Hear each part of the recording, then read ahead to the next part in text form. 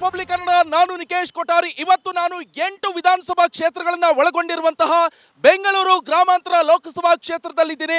Election fever ಜಾಸ್ತಿ ಆಗ್ತಾ ಇದೆ.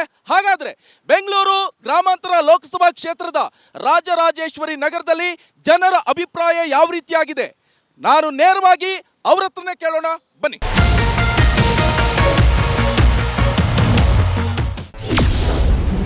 ರಂಗೇರಿದ ಬೆಂಗಳೂರು ಗ್ರಾಮಾಂತರ ಕಾಡ, ಪಂಟರ್ ವರ್ಸಸ್ ಡಾಕ್ಟರ್. ಎಸ್ ವೀಕ್ಷಕರೇ, ಬೆಂಗಳೂರು ಗ್ರಾಮಾಂತರ ಲೋಕಸಭಾ ಅಖಾಡವಂತೂ ದಿನದಿಂದ ದಿನಕ್ಕೆ ರಂಗೇರ್ತಿದೆ.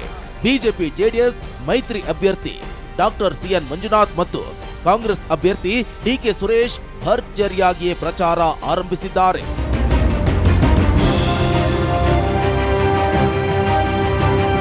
ಇನ್ನು ಬೆಂಗಳೂರು ಗ್ರಾಮಾಂತರ ಲೋಕಸಭಾ ಕ್ಷೇತ್ರದ ಫಲಿತಾಂಶವನ್ನ ಬೆಂಗಳೂರು ದಕ್ಷಿಣ ಮತ್ತು ಆರ್ಆರ್ ನಗರ ವಿಧಾನಸಭಾ ಕ್ಷೇತ್ರಗಳು ನಿರ್ಣಯಿಸಲಿವೆ.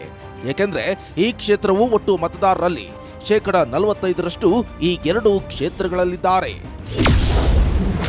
ಇಲ್ಲಿ ಮತ ಗಳಿಸಿದವರೇ ಬಾಸ್. ಬೆಂಗಳೂರು ದಕ್ಷಿಣ ಆರ್ಆರ್ ನಗರವೇ ನಿರ್ಣಾಯಕ. ಬೆಂಗಳೂರು ಗ್ರಾಮಾಂತರ ಮತದಾರರು 27 ಲಕ್ಷ, ಬೆಂಗಳೂರು ದಕ್ಷಿಣ ವಿಧಾನಸಭಾ ಕ್ಷೇತ್ರ 7,50,000, ಆರ್ಆರ್ ನಗರ ಮತದಾರರು 4,50,000. ಎರಡು ಪಕ್ಷಗಳ ಒಟ್ಟು ಮತದಾರರು 12 ಲಕ್ಷ.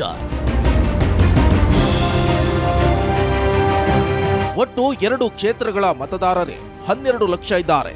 ಈ ಕಾರಣಕ್ಕೆ ಕಾಂಗ್ರೆಸ್ ಬಿಜೆಪಿಯ ಕಣ್ಣು ಇತ್ತ ಬಿದ್ದಿದೆ. ಬೆಂಗಳೂರು ದಕ್ಷಿಣ ಮತ್ತು ಆರ್ಆರ್ ನಗರದಲ್ಲಿ ಯಾರು ಹೆಚ್ಚು ಮತವನ್ನ ಗಳಿಸ್ತಾರೋ ಅವರೇ ಗೆಲ್ತಾರೆ ಎಂಬ ಮಾತಿದೆ. ಈ ಎರಡು ಕ್ಷೇತ್ರಗಳ ಮೇಲೆ ಡಿಕೆ ಬ್ರದರ್ಸ್ ಇನ್ನಿಲ್ಲದ ಕಸರತ್ತನ್ನ ರೂಪಿಸುತ್ತಿದ್ದಾರೆ. ಇನ್ನು ಹೃದಯ ಡಾಕ್ಟರ್ ಗೆಲ್ತಾರೋ ಅಥವಾ ಡಿಕೆ ಬ್ರದರ್ಸ್ ಗೆಲ್ತಾರೋ ಅದು ನೋಡಬೇಕಿದೆ.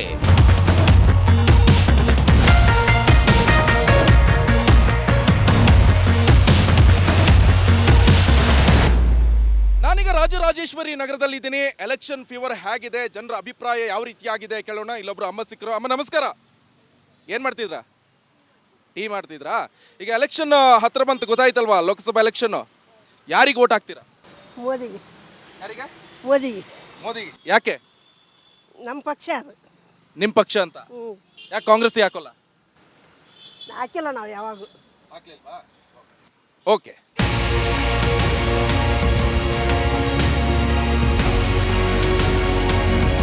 ನಾನೀಗ ಕೆಫೆ ಮುಂದೆ ಇದ್ದೀನಿ. ಈಗಾಗಲೇ ಅವ್ರವ್ರ ಪಾಡಿಗೆ ಅವ್ರ ಪಾಪ ಏನೋ ಬೋಂಡ ಏನೋ ತಿಂತಾ ಇದ್ದಾರೆ, ರವೆ ಒಡೆನಾ. ಓಕೆ, ಈಗ ಲೋಕಸಭಾ ಎಲೆಕ್ಷನ್ ಬಂತು, ಗೊತ್ತಲ್ಲ ಸರ್?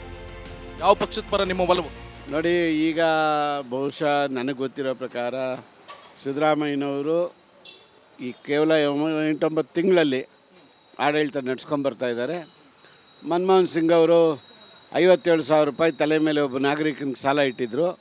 ಇವತ್ತು ಹೆಚ್ಚು ಕಮ್ಮಿ 1,50,000 ರೂಪಾಯಿ ಸಾಲದಲ್ಲಿ ನಾವು ಹೇಳಿದ್ದೀವಿ. ಇದು ಅಭಿವೃದ್ಧಿ. ನಮ್ಮ ಮತ ಯಾರಿಗೆ ಕೊಡ್ಬೇಕು ನೀವೇ ಹೇಳಿ.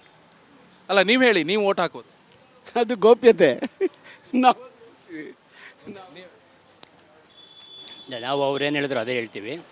ಬಟ್ ಸಿದ್ದರಾಮಯ್ಯವರು ಬರೋಕ್ಕೆ ಮುಂಚೆ ನಾವು ಅವರ ಫೇವರೇಟ್ ಆಗಿದ್ವಿ. ನಮ್ಮ ಮೆಚ್ಚಿನ ಒಂದು ಮುಖ್ಯಮಂತ್ರಿ ಆಗಬೇಕು ಅವರು ಮತ್ತೊಂದು ಸಲ ಅಂತ ನಾವು ಭಾಳ ಆಸೆ ಪಟ್ಟಿದ್ವಿ. ಬಟ್ ಈಗ ಆಗ್ತಾ ಇರೋದು, ಅಲ್ಪಸಂಖ್ಯಾತರಿಗೆ ಸಪೋರ್ಟ್ ಮಾಡ್ತಾ ಇರೋದು ನೋಡಿದ್ರೆ ಮುಂದೆ ನಮ್ಮ ರಾಜ್ಯ, ನಮ್ಮ ದೇಶ ಯಾವ ಕಡೆ ಹೋಗುತ್ತೆ ಅನ್ನೋದು ನಮಗೆ ಭಯ ಆಗುತ್ತೆ. ನಮ್ಮ ಮಕ್ಕಳು ಮೊಮ್ಮಕ್ಕಳ ಕಾಲ ಏನಾಗುತ್ತೆ ಹೇಳೋಕ್ಕಾಗಲ್ಲ. ಅಂದರೆ ಈಗ ಸರ್ಕಾರ ಕಾಂಗ್ರೆಸ್ ನಿಮ್ಗೆ ಭಯ ಆಗ್ತಿದೆ? ಹೌದು. ಲೋಕಸಭಾ ಎಲೆಕ್ಷನ್ ಹತ್ರ ಬರ್ತಾ ಇದೆ. ಆದರೆ ನೀರಿನ ಅಭಾವ ಅಷ್ಟೇ ಕೂಡ ಇರುವಂಥದ್ದು. ಎಲ್ಲರೂ ಕೂಡ ನೀರು ಹಿಡಿತಾ ಇದ್ದಾರೆ ಸರತಿ ಸಾಲಿನಲ್ಲಿ. ಇವ್ರ ಹತ್ರ ಕೇಳ್ತೀನಿ, ಈಗ ಲೋಕಸಭಾ ಎಲೆಕ್ಷನ್ ಯಾವ ಪಕ್ಷದ ಪರ ಯಾರ ಒಲವಿದೆ ಅಂತ. ಲೋಕಸಭಾ ಎಲೆಕ್ಷನ್ ಬಂದು ಗೊತ್ತಲ್ಲ, ಯಾವ ಪಕ್ಷದ ಪರ ನಿಮ್ಮ ಒಲವು? ನಮ್ಮ ಪಕ್ಷದ್ದು ನಮ್ಗೆ ಯಾರು ಹೆಲ್ಪ್ ಮಾಡಿಲ್ಲ, ನಾವು ಯಾರು ಮಾಡೋರಿಗೆ ನಾವು ಮಾಡ್ತೀವಿ. ಯಾವ ಪಕ್ಷನೂ ಹೆಲ್ಪ್ ಮಾಡಿಲ್ಲ ನಿಮಗೆ? ಓಟ್ ಯಾರಿಗೆ ಹಾಕ್ತೀರಾ ಹಾಗಾದ್ರೆ? ಓಟಿಗೆ ನಾನು ಕಾಂಗ್ರೆಸ್ಗೆ ಹಾಕ್ತೀನಿ. ಕಾಂಗ್ರೆಸ್ಗೆ. ಕಾಂಗ್ರೆಸ್. ನೀವು? ಸರ್ ನಮ್ಗೆ ಯಾರು ಹೆಲ್ಪ್ ಮಾಡಿಲ್ಲ, ಮಾಡಿದವ್ರಿಗೆ ಮುಂದೆ ನೋಡೋಣ ಸರ್. ಈ ಕ್ಷೇತ್ರದಲ್ಲಿ ಡಿಕೆ ಸುರೇಶ್ ಬರ್ತಾರೆ, ಹೆಲ್ಪ್ ಮಾಡಿಲ್ವಾ? 3 ಸತಿ ಬಂದಿದ್ದು. ಮಾಡೋಣ ಸರ್. ಯಾರಿಗೆ ಓಟ್ ಹಾಕ್ತೀರಾ? ಸುರೇಶ್ಗೆ ಹಾಕ್ತೀವಿ ಸರ್. ನೀವೀಗ ಎಷ್ಟು ಸತಿ ಓಟ್ ಹಾಕಿದ್ರಿ? ಈಗ ಹೊಸ ಒಂದ್ಸಲಿ. ಈಗ ಯಾವ ಪಕ್ಷ ಪರ ಒಲವಿದೆ, ಯಾವ ಪಕ್ಷ ಕೆಲಸ ಮಾಡಿದೆ ಅನ್ಸುತ್ತೆ, ಯಾವ ಪಕ್ಷಕ್ಕೆ ಓಟ್ ಹಾಕ್ತೀರಾ? ಬಿಜೆಪಿ. ಬಿಜೆಪಿಗ. ಸರ್, ಕೆಲಸ ಆಗಿದೆಯಾ ಇಲ್ಲಿ ನಿಮ್ಮ ಪಕ್ಷದಲ್ಲಿ? ಕೆಲಸ ಆಗಿದೆ.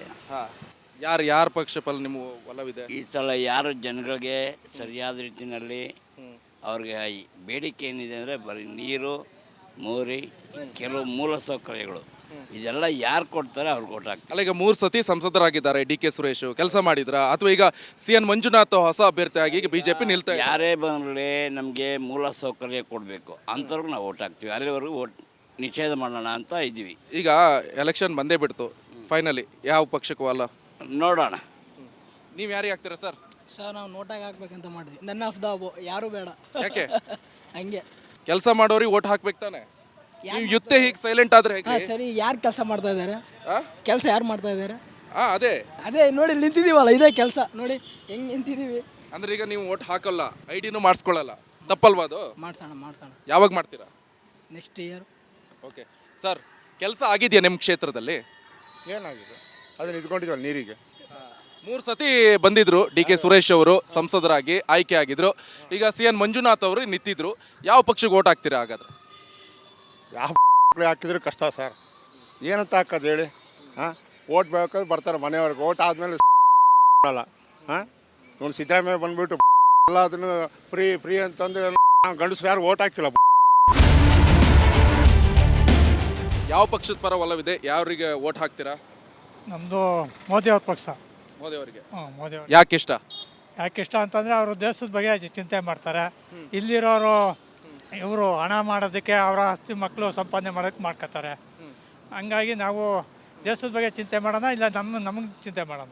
ದೇಶದ ಬಗ್ಗೆ ಚಿಂತೆ ಮಾಡೋಗ್ತಾನೆ. ದೇಶದ ಚಿಂತೆ ಮಾಡಿದ್ರೆ ಎಲ್ಲ ಪ್ರಜಾಪ್ರಭುತ್ವ ಎಲ್ಲರಿಗೂ ಒಳ್ಳೇದಾಗುತ್ತೆ. ನಾವು ಚಿಂತೆ ಮಾಡಿದ್ರೆ ನಮ್ಮ ಮನೆಗೆ ನಾವು ಆಗ್ತೀವಿ ಅಷ್ಟೇ, ಬಿಟ್ಟರೆ ಪ್ರಭುತ್ವ ಎಲ್ಲಿ ಬೆಳೀತದೆ ಹೇಳಿ? Okay okay okay okay.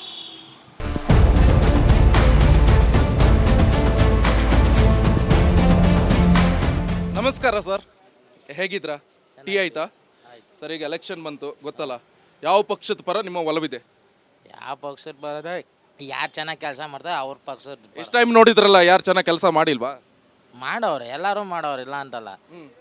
ಹಾಕೋರಿಗೆ ಹಾಕ್ತೀವಿ. ಅಲ್ಲ, ಯಾರಿಗೆ ಹಾಕ್ತೀರಾ? ಹಾಂ, ಯಾರಿಗೆ? ನಾವು BJPಗೆ ಹಾಕ್ತೀವಿ. ಓಕೆ ಸರ್, ನಮಸ್ಕಾರ.